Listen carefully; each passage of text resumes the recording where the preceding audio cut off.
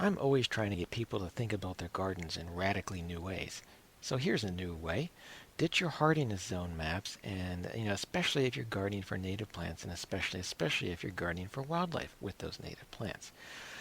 Here is a USDA hardiness zone map. You can see those very wide swaths of color going across the entire country, and that's basically the problem, the issue we have here. Zone 8 in South Carolina is not like Zone 8 in Oregon.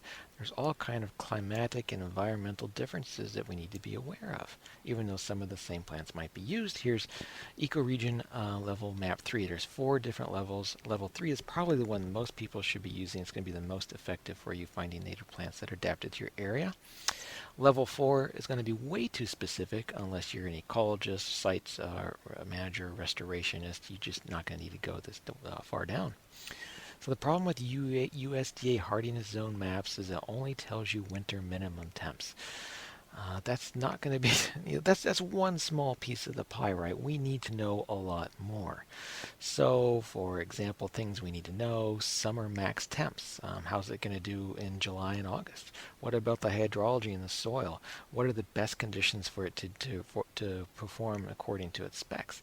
And what about plant communities? We're not planting these plants individually; they're working with other organisms. Is the plant in sync with local wildlife?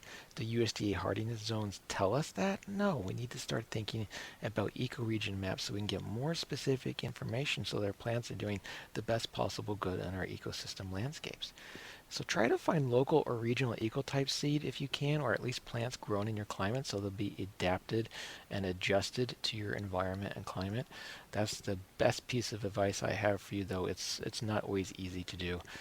And as always, help me, help yourself, help wildlife re-prairie suburbia and make a difference.